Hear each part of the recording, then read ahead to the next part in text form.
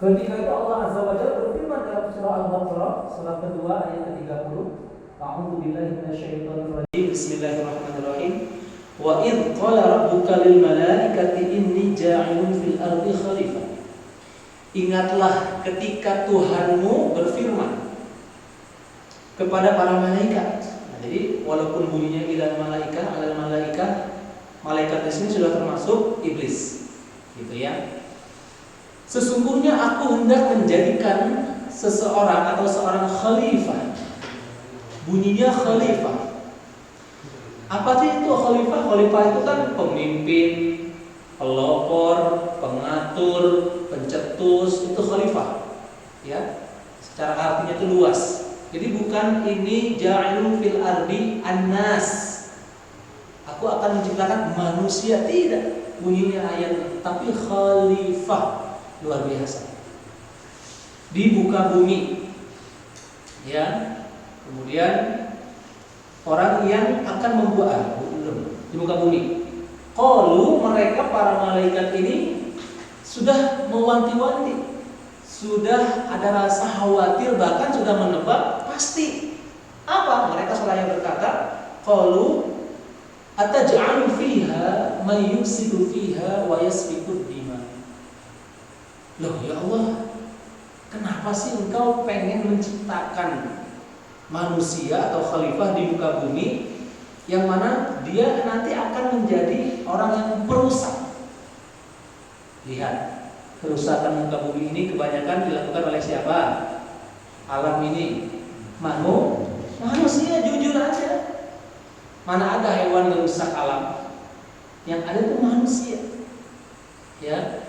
Kemudian dan mereka menumpahkan darah, wa yasfikud dima, saling bunuh-bunuhan. Betul tidak? Ayo, bunuh-bunuhan. Mulai dari zaman pertama dilahirkan anaknya Nabi Adam. Pertama kali orang yang bunuh-bunuhan, membunuh siapa? Qabil. Membunuh adiknya Habil. Gara-gara apa? Wanita, ini begitu. Jadi ketika itu perhiasan yang lebih memukau memang wanita. Qabil secara lahir dia berdampingan dengan Labuda. Ya, karena waktu zaman Nabi Adam itu lahir itu selalu langsung dua. Lahir dua. Ya sudah dari sana. Nah, secara syariat ketika itu Qabil sama Labuda adik kakak itu satu momentum lahirnya. Habil dengan Iklimah. Secara paras ternyata Iklimah lebih menawan, lebih cantik daripada Labuda. Akhirnya terbalik ya. Habil dengan Labuda, Qabil dengan Iklimah secara momentum lahirnya. Nah, harus silang. Syariat ketika itu harus silang, maka Qabil dengan Labuda nikah harusnya. Habil dengan Iklimah, nah, seperti itu. Tapi Qabil tidak mau. Atas syahwat nafsu seperti itu sudah banyak diperintahkan dengan istilahnya kurban. Awal cikal kurban itu bukan di zaman Nabi Ibrahim, dari Nabi Adam. Akhirnya kurbannya yang diterima Allah adalah Habil, karena Habil punya banyak kambing. Diambil kambing yang paling besar, dipersembahkan, ditaruh di atas gunung, di atas bukit lah, karena perintahnya seperti itu. Jadi Nabi Adam dikasih tahu oleh Allah bahwa Allah memerintahkan kamu memberikan kurban. Siapa kurbannya yang diterima, dia bisa menikahi dengan Iklimah. Taruh di atas bukit, nggak ada orang yang tahu. Taruh kambing, tapi Qabil malah buah-buahan yang busuk, yang udah jelek. Gitu ya. Disitulah kisahnya. Akhirnya kasusnya seperti itu. Dan bunuh ketika itu karena tidak terjadi, dibunuhlah adiknya. Pertama kali pembunuhan di dunia terjadi. Sampai sekarang lihat, ya, pembunuhan itu udah kayak luar biasa. Bahkan di zaman kita sekarang hanya gara-gara sedikit kesenggol dikit, pateni dan sebagainya. Kemudian padahal kami senantiasa bertasbih dan memuji serta mensucikanmu. Jadi bertanya, Wa nahnu nusabbihu bihamdika wa nuqaddisu lak. Kami ini udah memuji Engkau ya Allah, kami sudah menyanjung, meninggikan dan sebagainya. Ini udah memastikan. Tapi Allah menjawab apa? Qala inni a'lamu ma la ta'lamun. Aku lebih tahu kata Allah. Sombong tidak? Ya wajar. Karena pakaian kebesaran Allah itu adalah sombong. Jangan kita sombong, karena kalau kita sombong menandingi. Makanya berapa banyak orang yang gara-gara sombong, contoh kasus isbal, apa namanya ini? Celana. Tahu isbal? Halo? Isbal itu di bawah mata kaki. Nah, gitu ya. Nah, ini kan hadisnya itu masih ikhtilaf, furu'iyah ataupun perbedaan pendapat, karena ada kata-kata kalau dibarengi dengan rasa ujub sombong, bukan ujub sombong. Nah, sombong itulah yang menyebabkan pakaiannya yang dia pakai menjadi jatuh ke neraka itu. Ini dari pemahaman sebagian pendapat. Tapi ada yang mutlak harus di atas mata kaki, tidak isbal, ya, dan sebagainya.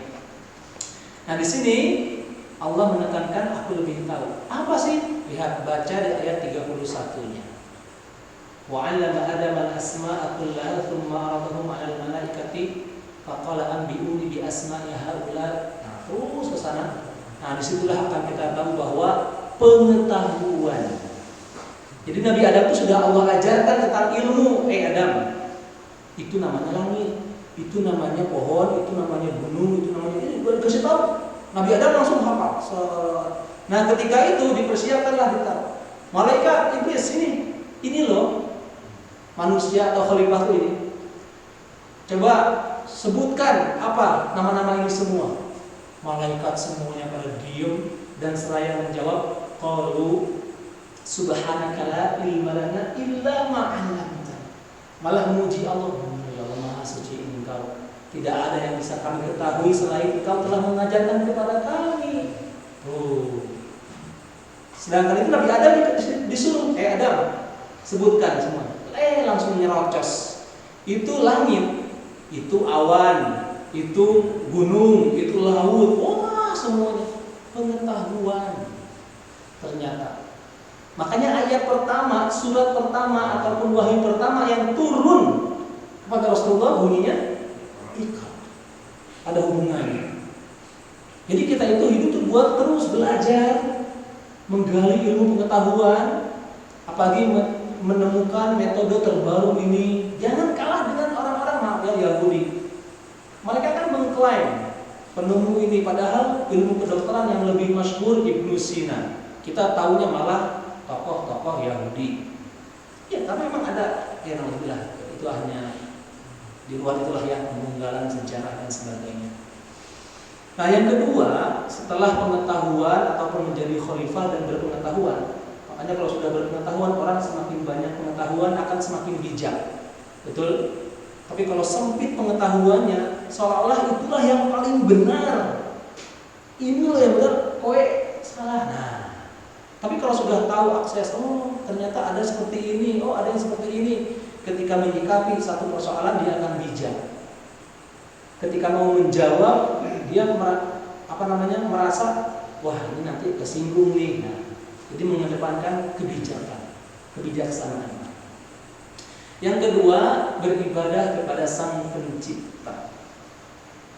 Kok bisa? Ya ini jelas di surah Az-Zariyat. Surah ke-51 ayat 56 beribadah.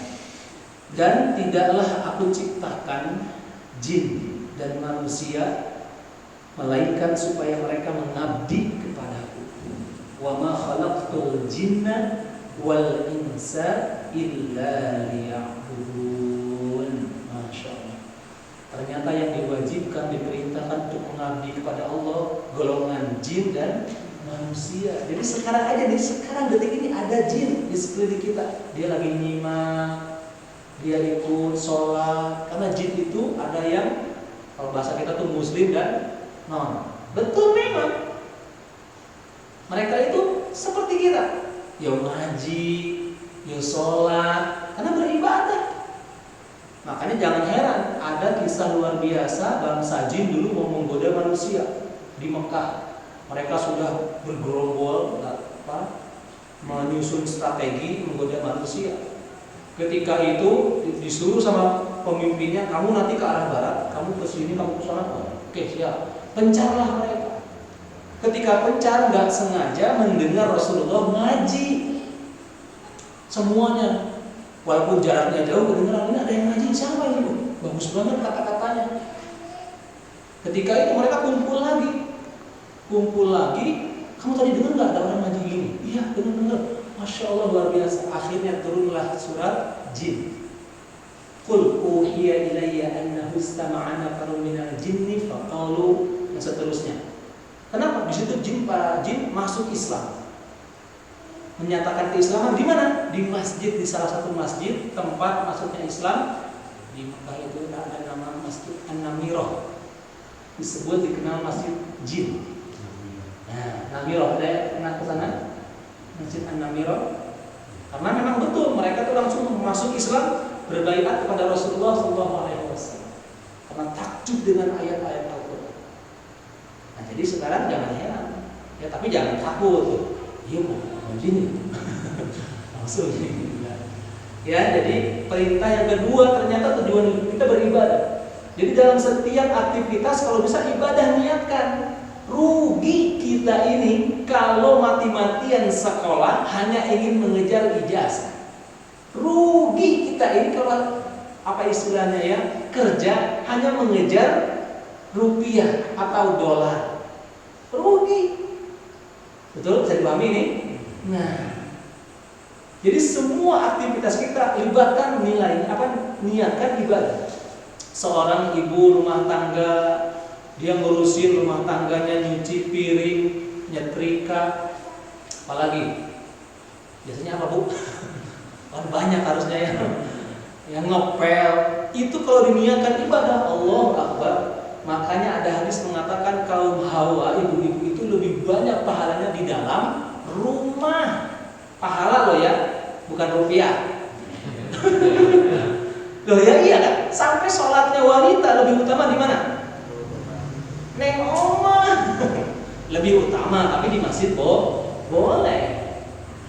Selama sudah dapat restu izin dari suaminya. Tapi di rumah itu ternyata ada hadis mengatakan 1 titik debu saja ketika dibuang oleh istri kita dan dia ikhlas, Allah Akbar.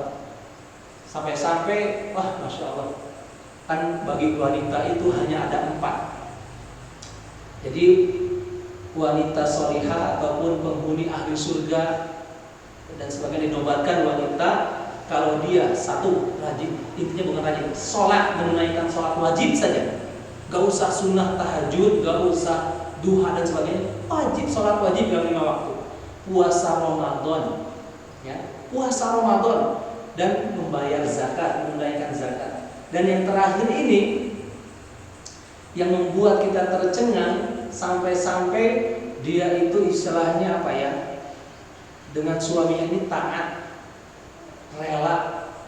Taat itu ya apa ya, ya mematuhi lah, patuh aja sama suaminya. Sampai-sampai dikatakan nanti itu di akhirat di surga silahkan masuk surga dari pintu manapun yang kamu suka. Allah, cuman itu buat wanita. Tapi laki-laki harus berjuang bagaimana keluar rumah, bagaimana memposisikan sebagai dan sebagainya. Pertanggungan jawabnya juga berat. Satu laki-laki itu nanti kita bahas ya kalau sudah masuk di bahasan ke akhirat secara lebih detail. Laki-laki itu nanti akan dipertanyakan di akhirat itu 4 wanita. 4 wanita tuh. 1 ibunya, 2 istrinya, 3 anaknya, anak perempuannya, 4 saudara perempuannya, baik itu kakak maupun adik. Ditanya 4 bagaimana kita dulu terhadap orang tua, ibu terutama, Allah laki-laki. Tapi wanita enggak. Dia hanya ditanya bagaimana dulu ketika jadi anak, ketika posisi jadi anak, bakti kepada ayah ibunya. Ketika posisi jadi istri, hanya itu ketika itu. Makanya ketaatan istri luar biasa, membuka pintu surga dari manapun bagi seorang wanita. Nah, ibadah. Ayo sekarang kita arahkan oh iya ternyata sholat saya ini buat ibadah. Jadi bukan semata-mata untuk mengejar dunia. Karena ada orang yang sholat mengejar dunia, ada tidak? Banyak. Saya tuh ya selama ini sholat duha, rezeki itu lancar. Nah, halo, halo, jangan tersinggung loh. Ya, gara-gara sholat duha rezeki lancar. Betul memang. Salah satu rumusnya itu, tapi jangan diniatkan buat itu. Nah inilah kita ya harus memahami. Jadi ketika kita bekerja ibadah dunia ini jangan mengejar intinya untuk dunia. Sedekah, rumus sedekah itu nanti akan ada kembaliannya, misalkan lebih besar dan sebagainya. Jangan incar itu. Rugi kalau kita hanya mengincar kembalian ataupun balasan di dunia. Kok bisa rugi? Iya, karena nanti biasa jadi di akhirat tidak dapat. Beratnya itu. Padahal hidup kita bukan hanya di dunia saja. Dan yang ketiga, yang terakhir, menegakkan kebajikan. Menegakkan kebajikan. Kok bisa? Ya, ayatnya jelas di surah Al-Mulk ayat yang kedua. Ya, alladzi khalaqal mauta wal hayata liyabluwakum ayyukum ahsanu amala. Yang menciptakan mati hidup dialah Allah, ya, agar dia Allah menguji kamu. Jadi Allah menciptakan kehidupan, kematian buat apa sih? Boyo hidup biar sama aja ya Allah, jadikan semuanya Islam kabeh. Tentram, enak, ayem lah. Kan bisa Allah gampang. Kalau kata Allah kun fayakun jadi. Kan gitu. Tapi ternyata ada maksud tertentu menciptakan kematian, kehidupan agar dia Allah untuk menguji kita. Jadi makanya jangan berpikir buat apa sih Allah menciptakan babi? Kan kalau mau babi itu kan sekujur tubuhnya haram. Dari bulunya sampai darahnya sampai dalam-dalamnya haram. Beda dengan anjing. Anjing itu kan yang haram apanya? Air liurnya najis beratnya itu ya. Tapi kalau kita megang anjing enggak najis. Tapi kalau sudah kena air liurnya, itu harus kita bersihkan secara najis bughalazo ya. Enggak. Tapi babi jangan kita kita harus musnah, tidak, untuk menguji kita. Kok ada seorang yang maksiat untuk menguji kita? Kok ada orang yang mengumbar aurat, mengumbar aib dan sebagainya untuk menguji kita? Apakah kita bisa menyikapi? Apakah kita ikut-ikutan? Gitu ya. Dan dia maha perkasa lagi maha pengampun. Nah, 3 poin inilah ternyata yang kalau kita klasifikasikan menjadi tujuan hidup manusia di muka bumi ini. Jadi tidak sepele hanya sebatas kita hidup lahir, terus bisa tumbuh dewasa, terus dapat posisi status sosial standar lah lumayan dan sebagainya, terus nanti mati nikmat, adem, ayem, husnul khotimah. Tidak, ternyata ada proses ya. Makanya saya simpulkan, kalau kita mengejar dunia ini secara membabi buta, itu rugi luar biasa. Coba renungkan. Jika harta, kekayaan dan tingginya status sosial menjadi tolak ukur kesuksesan kita, mari kita koreksi kembali. Mungkin kita salah mencari panutan, bukan Rasulullah SAW, tapi Fir'aun dan Qarun. Nah, betul? Iya, karena tidak sedikit di zaman sekarang orang itu kan seolah-olah harta, kekayaan itu sudah menjadi tolak ukur sukses. Wah, ini lihat anak saya sudah sukses, mobilnya sudah 3, kerja sudah di sini. Jadi tolak ukurnya itu, status sosialnya tinggi, seolah-olah itu jadi kesuksesan. Nah ini hati-hati. Padahal dia tidak sukses dengan menggapai hartanya itu, ada zalim, menipu dan sebagainya. Ini yang harus kita koreksi. Gitu ya. Bisa dipahami ini? Nah, selanjutnya mati itu pasti. Nah, udah mulai kematian ya. Setelah tadi kehidupan dunia singkat. Jadi kita tidak menjabarkan secara detail seluruhnya, nanti di pertanyaan saja. Mati itu pasti. Setuju tidak? Setuju ya. Kalau ada yang tidak setuju silahkan protes sama Allah. mau hidup selama-lamanya monggo. Ya. Jadi mati itu ternyata ilmu pasti. Kita mendidik, mengarahkan anak kita untuk menjadi atlet, pasti tidak jadi atlet? Belum tentu. Wah, dari kecil dia sudah dilatih bulu tangkis, sepak bola, jadi nggak pebulu tangkis ternama nanti? Jadi nggak pesepak bola terkenal? Belum tentu. Betul? Kita ngajarin anak kita bahasa Inggris, ilmu matematika, contoh lah ya, atau apapun itu, pasti nggak nanti dia jadi matematikawan yang hebat, handal? Belum tentu. Jadi belum tentu, bisa jadi dia mati duluan atau bagaimana. Tapi kalau kita mengajarkan kematian, pasti tidak? Ya, jadi ternyata mati itu ilmu pasti. Jadi orang yang mengajarkan tentang kematian, mengasih tahu lah misalnya mendidik ilmu mati ini, kematian ini, ternyata bagus antisipasi. Oh, nanti kesibukan apapun sudah besar, intinya ingat mati lebih bagus. Gitu. Ya. Nah, sekarang kita rumuskan di sini ada ayat-ayatnya. Saya hanya mengutip 15 ayat padahal ada 147 kalau tidak salah tentang ayat mati. Ya, saya hanya di situ ada kalau tidak salah, ada tidak? Tidak ya. Kurang lebih ada 15 ayat tentang kematian. Jadi yang namanya mati sudah disinggung secara detail bahwa diingatkan terus. Tapi tidak satu pun ada ayat yang menjelaskan bahwa manusia akan hidup abadi di dunia. Jadi hidup abadi di dunia. Pahami?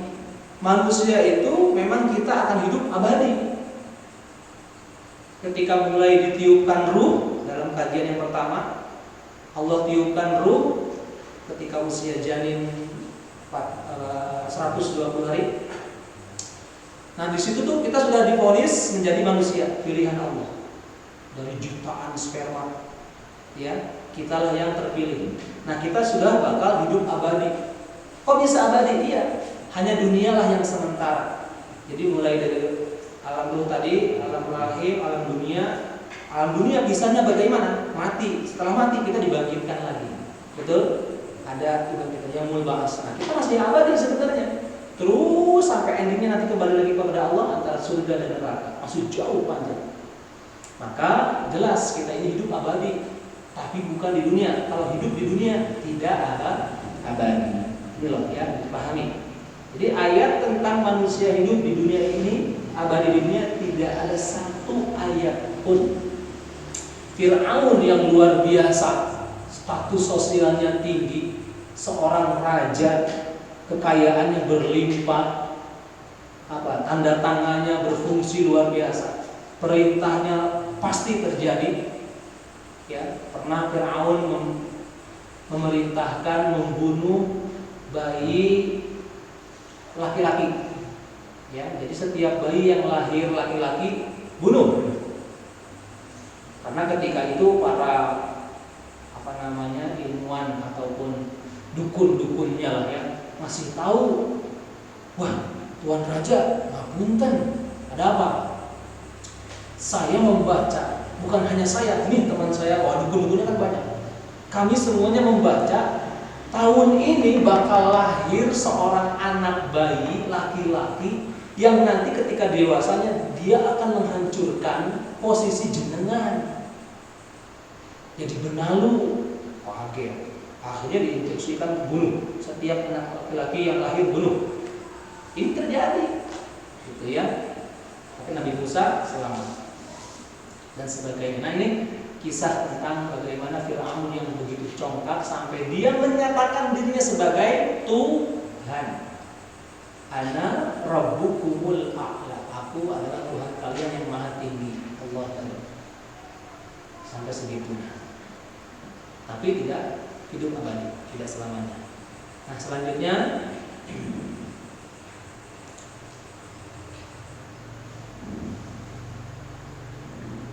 jadi tadi sudah kita ingatkan ayat-ayat tentang kematian. Ini sudah pasti ya, secara singkat sudah kita semuanya yakin pasti akan mengalami kematian tersebut. Sekarang tanda-tanda menjelang kematian atau berpindah alam seseorang. Ternyata ada tanda-tandanya. Ya, jadi tidak semata-mata dia sudah ini. Di minggu lalu kita sudah mengingatkan bahwa ketika ditiupkan ruh, itu kan malaikat Jibril sudah mencatat, ya Allah, gimana nih rezekinya? Allah menyebutkan, ya Allah, gimana mautnya? Nah, berarti sudah ditetapkan mati kita. Bayangkan, oh ternyata sekolah nanti matinya tahun 2000 sekian, pas corona. Cocok. Maaf loh ini. Atau nanti pas apa gitu. Jadi kematiannya pasti, tapi masih ada dua. Apanya yang masih bisa dirubah? Takdir apanya? Kondisinya. Paham nggak? Matinya pasti, tapi kondisi kematiannya, nah ini masih bisa kita rubah. Contoh, kita sudah divonis oleh Allah umurnya misalkan 250 tahun. Kemudian jatuhlah tahun mau matinya. Nah, ini kondisinya, kematiannya bagaimana itu tergantung. Masih bisa dirubah. Contoh, kita mati dalam keadaan baca Al-Quran, lagi sujud sholat, atau lagi pas lagi kajian, atau lagi maaf ya judi dan sebagainya. Nah, ini kondisi seperti inilah yang masih dirubah, gitu ya. Apa yang bisa dirubah? Kondisi apa? Satu, apa namanya? Keadaan. Bagaimana kondisinya? Yang kedua, bisa jadi apa namanya ini? Tempat. Walaupun ada ayat mengatakan fi ayyi ardin tamut, kita tidak tahu. Kita lahir di Jakarta, tapi pengen matinya di Jogja. Oh, terus sudah pernah keluar Jogja, di Jogja terus. Kalau Allah berkehendak dia matinya di Jogja, pasti mati. Tapi kalau tidak, ternyata dia harus matinya di Surabaya. Itu pasti akan ada, wah ini harus ada ini nih, harus ada kegiatan dan sebagainya. Harus ikut mau nggak mau. Nah, langsung Allah antarkan di Surabaya atau di Singapura. Wah lebih gaya dan sebagainya. Apa tanda-tanda kematian seseorang? Ada dua ternyata, tidak banyak. Wa ma tadri nafsun ma taksibu gada, wa ma tadri nafsun bi ayyi ardin tamut, innallaha alim khabir. Luqman ayat ke-34. Tidak ada seorang pun yang dapat mengetahui dengan pasti apa yang akan dia diusahakan hari esok. Dan tidak seorang pun yang dapat mengetahui di bumi mana, di negara mana, di kota mana, gitu ya. Dia akan mati. Sesungguhnya Allah Maha mengetahui, Maha detail terhadap apa yang kita lakukan. Pertama, ternyata yang menjadi tanda-tanda adalah terpejamnya mata. Oh jelas. Ya, jadi ternyata kalau tanda orang mati itu, nah, iya kan? Kalau ada orang masih melek, matinya belum mati. Makanya kan instruksi Islam apa? Nah, dipejamkan. Ini hadisnya jelas ya. Jadi dakhala Rasulullah sallallahu alaihi wasallam ala Abi Salamah, masuk ke rumahnya Abi Salamah Rasulullah itu. Kemudian menutup mata Abu Salamah karena masih terbuka, gitu ya. Sesungguhnya innar ruha idza qubida tabi'ahu basar. Jadi roh itu tertahan meninggalnya ketika mata masih melek, ya, maka diikuti oleh mata. Jadi oleh mata. Makanya ada yang terbelalak. Nah, seperti itu. Ya, ada yang posisinya bagaimana? Jadi mata itu kondisi terakhir, endingnya. Karena kan kalau orang tua kita dulu pernah menceritakan dari apa ini ujung kaki pelan-pelan, wah sudah adem ini, dingin. Nah, pernah ya? Iya. Ini sedikit pengalaman. Jadi saya waktu awal nikah dengan istri, waktu itu sudah mengingatkan tentang kematian itu udah biasa. Ngomongin mati itu udah biasa. Jadi kalau orang-orang itu kalau pas honeymoon, tahu honeymoon Pak, Bu? Bulan madu itu kan wah gitulah, menganggap seolah-olah dunia milik berdua. Kita tidak, biasa saja di dalam kamar itu malah sambil pelukan, sambil ya gitu mesra-mesraan, tapi jangan dibayangkan. Tapi ngomonginnya itu nanti kalau dulu masih manggilnya AA mati duluan gimana? Nangis. Terus nggak usah takut. Intinya sebagai seorang suami, tugas utama adalah yang membimbing bawahannya, istilahnya istrinya dan anak-anaknya, biar bisa sampai ke surga dengan selamat tanpa hisab. Itu yang paling utama. Masalah rezeki, wah gampang, sudah diatur. Masalah apa? Masalah duniawi itu udah ada yang atur. Kita hanya berusaha mencikapi ikhtiar gimana perolehannya halal, barokah. Nah itu. Tapi masalah kematian, nah kita saling mengingatkan. Istri nangis, saya juga nangis. Jadi kalau misalkan nanti siapa yang duluan, kalau bisa ada yang mengingatkan. Nah ini mengingatkan.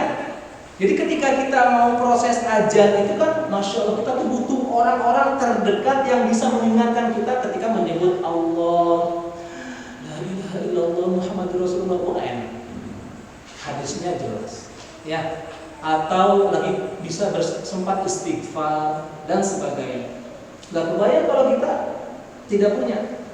Makanya kan pasangan hidup itu bukan soal mencari kebahagiaan dunia yang sirna, yang akan sementara dunia, gitu ya. Nah disitulah kita mengingatkan. Makanya tidak menjadi momok menakutkan bagi kami ketika membicarakan kematian atau akhirat. Anak saya usia 7 tahun sudah tahu tentang akhirat. Beliau itu mengidolakan Syekh Ali Jabir. Tahu ya Syekh Ali Jabir? Ya. Anak saya 7 tahun itu udah, oh bunda sekarang di akhirat. Akhirat itu gimana? Nah kita kasih tahu. Akhirat itu seperti dunia nanti, tapi beda kondisinya. Di sana nggak ada ini, nggak ada itu. Hanya nanti kita sibuk gini. Nah itu pelan-pelan. Sampai kita ngajarin anak tentang bagaimana Tuhannya, itu kan beda posisinya ketika saya menjabarkan kejenengan. Itu nggak boleh kita menyampaikan, Pak, Allah itu bentuknya gini, oh haram. Bahkan dikatakan itu masuk iblis, di situ ada iblis. Kita memikirkan zat Allah, sifat Allah, itu nggak boleh, ya. Lepasan. Tapi kepada anak masih dimubahkan, dibolehkan untuk menyemangati. Mengenalkan Allah. Allah itu pencipta kita. Pencipta itu apa, Ma? Pencipta itu yang bikin. Oh kayak ayah bikin itu lemari. Kan gitu. Analogi. Ketika anak kita sulit makan, biar nafsu makan ada. Ayah Allah kan senang sama anak yang banyak makannya. Wah mau. Berarti Allah nggak senang loh. Allah makan sayur enggak? Ayo jawab apa kita? Jawab iya. Allah makan sayur. Makanya Allah senang sama anak yang mau makan sayur. Kalau itu mau. Untuk meloloskan, jadi biar dicerna. Karena belum terjangkau, itu dibolehkan, Pak. Orang tua zaman sekarang menceritakan seperti itu. Wah, ayo Allah nanti nggak suka. Allah makan sayur nggak? Kamu ini pertanyaannya. Malah dimarahin. Ngomongin masalah, lihat sholat ada perintah sholat. Nanti kalau nggak sholat masuk neraka. Udah takut-takutin. Neraka nanti kamu dipukul, dicabik-cabik. Itu kan langsung anak langsung. Ternyata Islam itu horor, ngeri ya Islam itu. Tapi agama yang lain ada tahapannya. Mendakwahi orang, mendakwahi anak, keluarga, ada tahapannya. Nah makanya ketika kita memikirkan kebesaran Allah, hati-hati. Ya hati-hati kalau sudah kita akil balik. Maka dari itu di sini, jadi kematian jangan sampai menjadi hal yang menakutkan lagi bagi kita. Karena kematian itu merupakan awal dari perjalanan hidup kita yang sebenarnya. Saya lagi. Kematian itu adalah pintu gerbang awal perjalanan hidup kita yang sebenarnya. Setuju atau tidak setuju nih? Iya. Jadi kalau kita sudah masuk ke area nanti setelah alam barzah, nah alam barzah itu nanti besok kita pembahasan alam barzah, menakutkan sekali, ngeri sekali. Karena nanti alam barzah itu masih panjang. Sekarang tuh orang tuh di kuburan tuh masih di alam barzah, belum ada yang masuk ke akhirat. Karena masih proses, walaupun ada yang mengatakan alam barzah ini merupakan alam akhirat, gitu ya. Karena kan cikal bakal terpisahnya alam barzah itu adalah kiamat. Makanya ada nanti itu orang yang sudah divonis sebagai ahli surga itu disuruh tidur, istirahat. Naumatal urs, tidurlah kamu seperti tidurnya pengantin. Woi. Ini malaikat loh, menghibur orang yang di alam barzah yang sudah dipertanyaan akhirat dengan ungkapan naumatal urs. Tidurlah kamu, ya, seperti tidurnya pengantin. Gimana sih tidurnya pengantin? Pernah merasakan ya kita semua? Oh iya, malam tidak terasa. Rasanya itu kurang malam itu. Pengantin baru maksudnya ya. Tapi orang yang divonis ahli neraka, dia masya Allah pengen kiamat itu masih lama, gitu ya, masih lama. Baterainya entek. Nah ini. Jadi proses kematian, perpisahan kita, arwah atau ruh kita lah yang dicabut. Hanya dipisahkan saja. Casingnya masih ada. Nah, casingnya yang sudah ditinggalkan ini sudah tidak bermanfaat lagi, tidak berfungsi lagi, seperti HP, nah ya, atau komputer, motherboardnya sudah diambil, ya udah nggak bisa berfungsi, kayak gitu.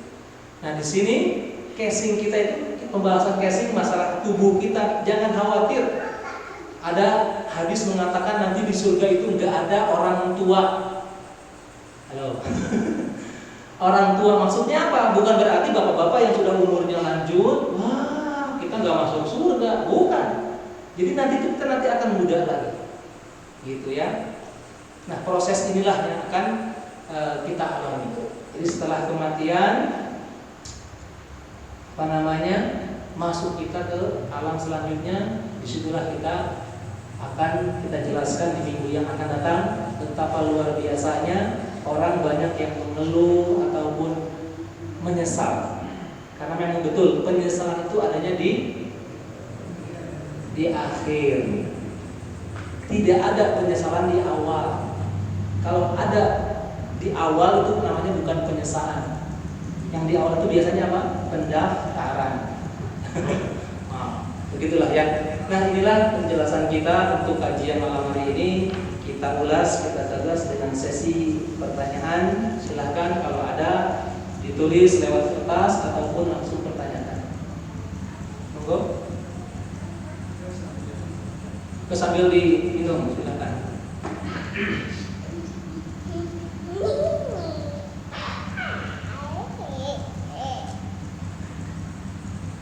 Tidak ada? Atau masih? Oh ya. Assalamualaikum warahmatullahi wabarakatuh. Assalamualaikum. Tentang keberadaan kemanusiaan di dunia yang kami tanyakan nanti pada poin ibadah pada Sang Pencipta. Di sini saya tanyakan terkait dengan bagaimana syarat ibadah kita bisa diterima yang pertama, satu yaitu ikhlas dan dua sholat atau ibadah. Itu gimana Ustaz? Oh gitu. Nah ini pembahasan duniawi ya. Jadi memang apa? Ada lagi? Satu itu Pak? Satu itu? Oke baik. Pertanyaan berkaitan dengan ibadah, ya. Kalau kita dituntut dengan ibadah, nah ini kan kalau dijelaskan masih panjang lagi. Karena ini kita fokusnya ke wisata akhirat, kemudian ini hanya sepintas saja. Nah masalah ibadah betul. Yang pertama itu ibadah itu harus ada yang namanya keikhlasan kepada Allah, bahwa betul-betul qul inna sholati wa nusuki wa mahyaya wa mamati lillahi rabbil alamin. Jadi persoalan ibadah itu kita harus betul-betul lillah. Ibadah apa? Apapun, baik ibadah mahdhah maupun ghairu mahdhah. Karena ibadah dibagi dua. Ibadah mahdhah itu apa? Ibadah yang sudah ada syariatnya, ibadah yang sudah ada ketentuannya, ibadah yang sudah betul-betul Allah kasih kurikulumnya, nah, gitu. Melalui Allah dan Rasulnya. Jadi itu ibadah mahdhah. Ghairu mahdhah selain itu, ya kerja, yo ngopeni anak, yo apalagi biasanya, ya semua aktivitas, ya. Nah ini gimana? Apakah harus ada cara-cara tertentu. Ada satu, kalau ibadah mahdhah itu lebih utama adalah ada istilahnya sarana tuntunan, ya. Karena dalam ilmu fikih asal mula ibadah itu sebenarnya dulu itu ada yang mengatakan haram tanpa ada dalil, tanpa ada tuntunan tertentu. Makanya kita jangan sembarangan asal ibadah dan sebagainya. Kemudian masalah ibadah, ketika kita membahas ibadah, niat kita lurus, tepat. Ya, dalam artian tepat ini, jangan kita melakukan ibadah mahdhah tapi mengincar. Nah, incaran kita, tujuan kita justru malah istilahnya membelok. Fa'alhamaha fujuraha wa taqwaha. Qad aflaha man dassaha wa qad aflaha man zakkaha wa qad khaba man dassaha. Jadi kita itu sudah betul-betul akan dihadapkan dengan dua jalan. Jalan apa? Jalan yang ke arahnya ini fujur, kemaksiatan, penistaan, gitu ya. Atau ketakwaan, wa taqwaha. Kita pilih yang mana? Qad aflaha man zakkaha. Sungguh beruntung orang yang mensucikan. Nah, mensucikan. Jadi ada kesucian hati, niat, inilah yang terus kita perbaiki. Makanya kalau masalah ibadah, kalau kita mau selamat adalah belajar. Baik itu namanya ittiba, dalam artian ittiba mengikuti Rasulullah SAW. Cara sholatnya lebih diutamakan. Tapi kenapa ada yang kok beda sholatnya? Jangan kita vonis dia sesat atau dia salah. Kenapa?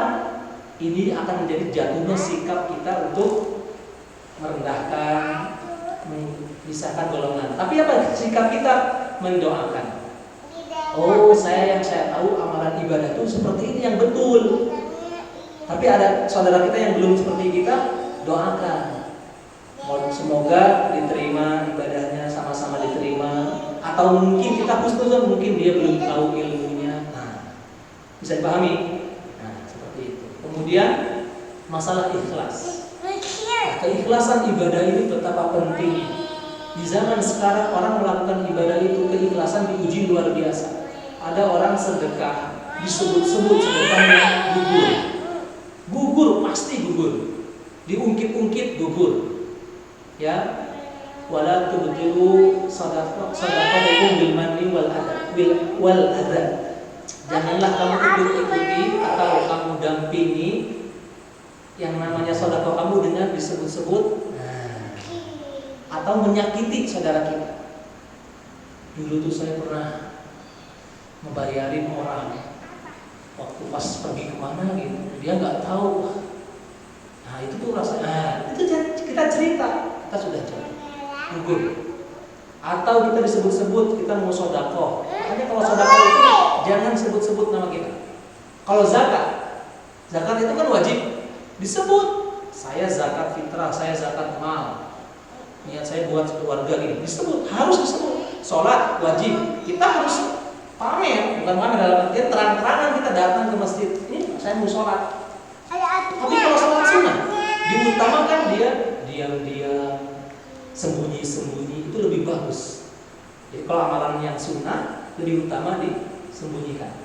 Ya, makanya kalau apapun itulah ya, dan sebagainya, zikir, wirid, sedekah, itu kan jangan sampai orang lain tahu. Sampai ada nanti kita pembahasan di padang mahsyar. Ada 7 golongan yang akan mendapat naungan Allah. Hanya gara-gara apa? Dia bersedekah, sampai-sampai sedekahnya itu, apa yang dia sedekahkan, tangan kirinya tidak tahu apa yang disedekahkan oleh tangan kanan. Bayangkan. Jadi tangan kirinya nggak tahu apa yang disedekahkan, dimasukin ke kotak infakah atau diberikan ke saudaranya, tetangganya kan? Tangan kirinya nggak tahu itu tangan kanannya lagi ngapain, sedekahin apa. Sampai segitunya. Walaupun ada anggapan, ada arti tangan kiri ini adalah orang lain. Kenapa? Golongan ini nanti di akhirat, terutama di padang mahsyar, akan mendapat naungan Allah. Di mana di padang mahsyar itu satu jengkal matahari di atas kepala manusia. sampai segitu. Jadi banyak Pak, masalah ibadah tidak semudah yang kita bayangkan. Ya, ada orang sekarang zaman sekarang sholat, wah direkam, biar viral, biar diketahui, bagus memang. Tapi lihat di situ kan iblis itu bermain. Kamu nanti biar terkenal, ayolah ambil kamera direkam. Itu sholat. Karena bahaya kalau sholat ya. Makanya ada ayatnya jelas, fawailul lil musolli alladzina hum an sholatihim sahun alladzina hum yura'un. Riya dengan sholat. Lihat loh bacaan gue bagus. Nah, gitulah dan sebagainya. Ya, atau update status. Itu membuat ibadah kita hancur dulu kan. Rugi. Makanya incarnya kita adalah akhirat. Kita sedekah, lupakan sedekah kita. Kalau bisa ya Allah jangan dibalas di dunia, jangan dibalas di dunia. Nanti ada di akhirat. Buka surah Hud ayat 15 dan 16. Itu nyinggung banget. Buka surah Hud ayat 15-14 yang artinya siapa yang menghendaki kehidupan dunia beserta isinya itu akan kami kasih secara sempurna. Kata Allah, akan dikasih. Ketika menginginkan mengejar dunia, dikasih. Tapi yang rugi nanti di akhirat dia tidak akan mendapatkan balasan. Bahkan termasuk golongan orang-orang yang merugi. Ya Allah, Gusti. Jadi ketika kita sholat niatnya karena pengen dinilai calon mertua atau apapun niatnya, itu ya Allah rugi luar biasa. Makanya hati-hati masalah ibadah ya. Nah di sini kita sudah mengarahkan bahwa tujuan utama adalah mardhatillah, ridho Allah. Kita sedekah bagaimana Allah ridho, kita bekerja gimana Allah ridho, kita usaha, kita bisnis, kita sedekah, apapun itu aktivitas kita, kalau kita yang kita incar cuma satu, bagaimana Allah ridho, itu yang luar biasa. Puncak prestasi ibadah yang paling tinggi adalah ridho Allah. Begitu ya, Allahu a'lam. Ada lagi yang lain? Assalamualaikum warahmatullahi wabarakatuh. Waalaikumsalam warahmatullahi wabarakatuh. Terkait seandainya nanti sedekah itu diniatkan supaya memotivasi orang lain agar ikut bersedekah, bagaimana Ustaz? Yang pertama itu. Yang kedua, tadi Ustaz sudah menjelaskan ketika kita bersedekah itu kan harus diniatkan karena akhirat ya Ustaz, dan jangan dibalas di dunia. Mungkin saya pribadi Ustaz, saya pernah berniat seperti itu tapi tetap mendapatkan balasan di dunia ini Ustaz. Itu bagaimana ya? Mungkin ada habis atau mungkin ini bagusnya di zaman sekarang banyak orang berargumen ataupun apa istilahnya. Jadi bagaimana ketika kita niat menceritakan untuk memotivasi? Satu, dibolehkan selama kita tidak menyudutkan ataupun meninggikan diri kita, membuktikan kita ini ahli sedekah, jangan. Tapi memotivasi bagaimana kita meninggikan, misalkan mengeluarkan dalil, ayat Al-Quran, hadis, pengalaman kisah-kisah para sahabat atau orang-orang lain. Bukan membuktikan, nih saya ini ahli sedekah. Buktinya saya, dulu saya sedekah, semua masalah saya clear. Nah, itu beda. Jadi bisa dipahami ya. Jadi memotivasi itu boleh betulnya, tapi tergantung kasusnya bagaimana dulu. Ketika kita memotivasi orang, jamaah, siapapun untuk bersedekah, tergantung apa yang diucapkannya. Satu, ketika kita memotivasi sedekah dengan hitung-hitungan kalkulasi matematika. Nih, bahwa nanti orang yang bersedekah itu akan mendapatkan balasan 10 kali lipat. Ayatnya mana? Man jaa bil hasanati falahu asyru amsalihha dan sebagainya. Oh iya ya. Jadi incarannya untuk mendapatkan balasan itu. Tapi kan kita harus jelaskan arahnya bukan itu. Ada yang lebih jauh, lebih penting. Nah gitu ya. Terus jangan sampai kita menjelaskan juga memotivasi bukan karena niat karena Allah. Karena biar kita itu seolah-olah dapat bagian dan sebagainya. Ini pun Allah lebih tahu. Nah gitu ya. Jadi jangan sampai menyudutkan diri kita untuk seolah-olah kitalah pengelola sedekah yang bijak, yang bisa amanah, jangan. Sampai-sampai Umar, semua sahabat itu ketika diamanahkan untuk megang uang BMT saja, ngeri, dorong-dorongan, kowe wae, gitu ya. Umar bin Abdul Aziz lihat ketika BMT-nya Baitul Malnya berlimpah ruah, Masya Allah, gak habis-habis. Semua biaya-biaya buat negara, rakyat itu luar biasa. Sampai dikatakan sebagai khalifah kelima ya, itu sangat kehati-hatiannya. Dia hidup secara ya bukan sederhana lagi, gak mau ya seperti itu. Beda dengan kita apalagi di zaman sekarang memotivasi, tapi kondisi kita kan sudah mapan, ya betul tidak? Ini mohon maaf, ini kembali buat kepada diri kita aja ya. Jadi satu boleh selama kita tidak ada tendensi mencirikan kita orang yang seperti itu. Kemudian ketika uraiannya hanya memotivasi dengan dalil, dengan ayat yang mana tujuannya diarahkan bahwa rumus sedekah itu betul-betul memang membuka pintu rezeki, tapi tujuan utamanya bukan balasan di dunia. Ada yang lebih utama, di mana? Akhirat. Nah sekarang tadi pertanyaannya, adakah dalil ya tentang keutamaan kok bisa harus di akhirat? Ada. Saya nggak hafal secara teksnya. Para sahabat itu nangis. Salah satunya Ibnu Mas'ud.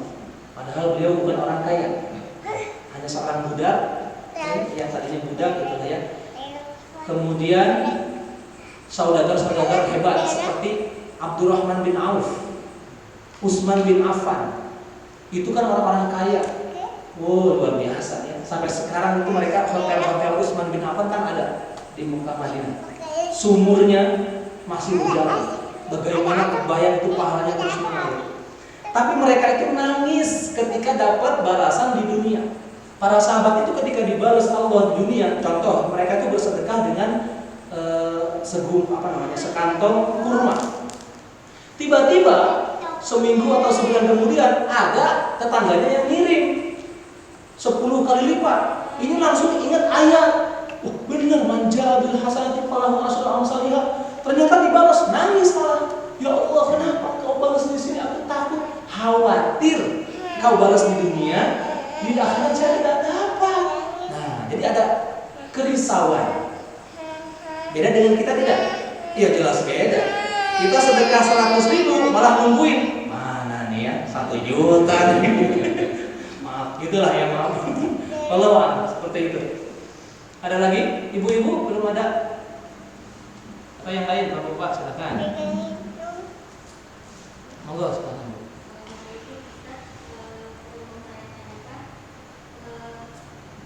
Bolehkah kita bersedekah atas nama misalnya orang tua yang sudah meninggal? Sedekahnya itu misalkan berupa uang atau apapun atau Berupa apa?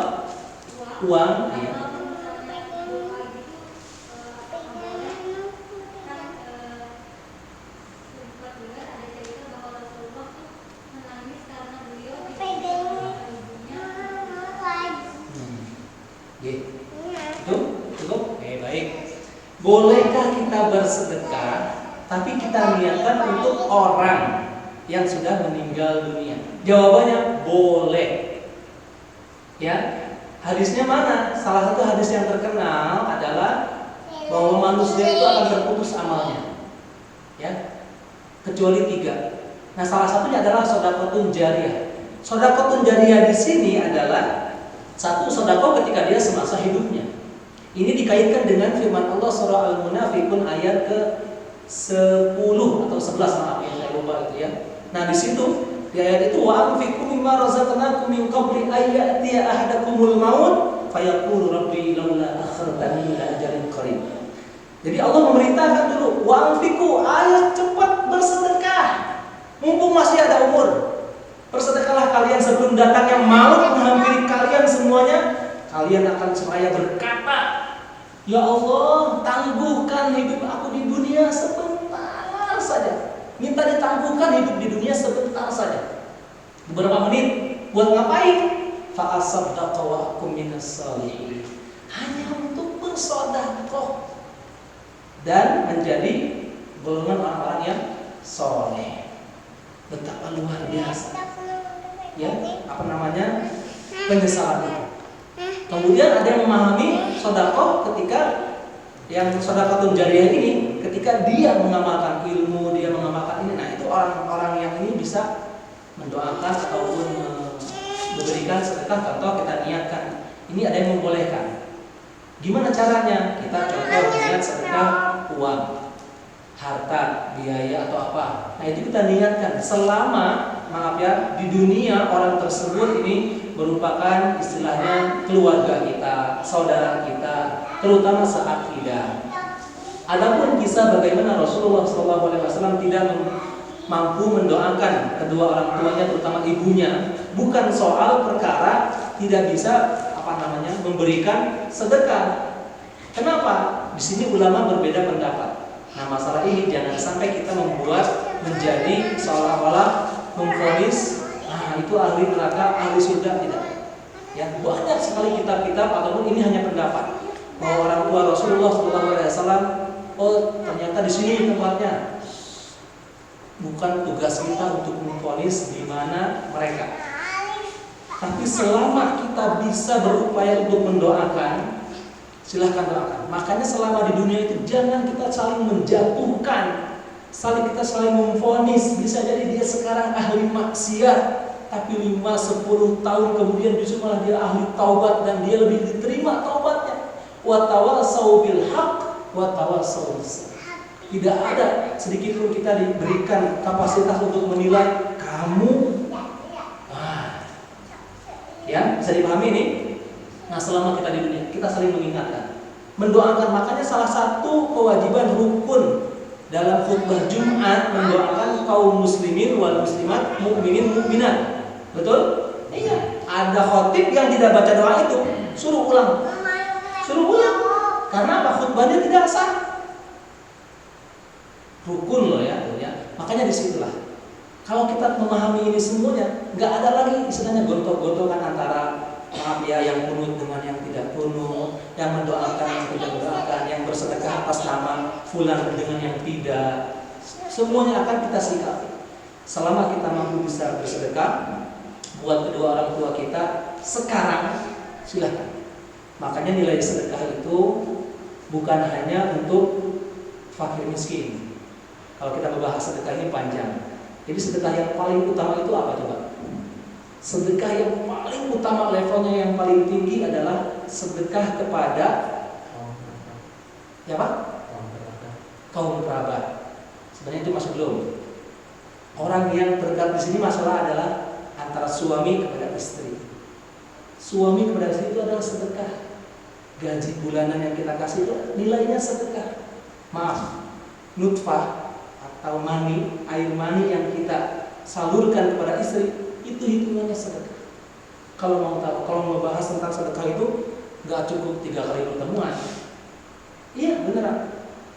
Bahkan yang levelnya paling tinggi sedekah yang tidak diketahui oleh orang. Ini yang paling tinggi. Kita sedekah kepada istri sudah jelas karena sudah terikat dengan tali pernikahan. Tapi ketika kita salurkan itu uang rezeki kita, ya seberapapun itu, masya Allah, ketika tidak diketahui luar biasa. Apalagi ketika seorang suami bersedekah kepada orang lain, istri tidak tahu, itu lebih utama. Kalau kita kan tidak ya yang sedekah istri pahalanya buat istri, sedekahnya suami pahalanya buat suami. Tidak, rumusnya tidak gitu. Jadi suami bersedekah, istri itu kena. Istri, anak-anaknya itu kena semuanya. Tapi kalau istri yang bersedekah, suami belum tentu kena. Ayo. Kok bisa? Iya. Karena makan istri itu sedekah pakai uangnya istri. Kan uang istri dengan uang suami beda. Betul? Beda. Uang suami itu ada hak istri. Uangnya istri tidak ada hak suami. Ayo. Gimana? Mumet. Jadi jawaban kembali lagi pertanyaannya ya, boleh, silahkan. Kok bisa? Apakah nanti sudah lakukan saja selama itu? Apa istilahnya? Kita bisa berupaya. Kita lupa untuk berbakti. Nggak ada kata terlambat selama kita masih bisa tahu tentang kebaikan-kebaikan yang dibingkai dalam kebenaran. Insya Allah Bahkan Syekh Ali Jaber pernah menyampaikan orang yang sudah ditinggalkan oleh kedua orang tuanya jangan putus asa untuk berbuat baik. Salah satunya dengan sedekah. Baik sedekah dengan maaf ya harta atau sedekah dengan bacaan ayat Al-Qur'an. Ya. Jangan dikira bacaan ayat Al-Qur'an misalkan Al-Fatihah, Al-Baqarah, Yasin dan sebagainya tidak sampai ulama berbeda pendapat.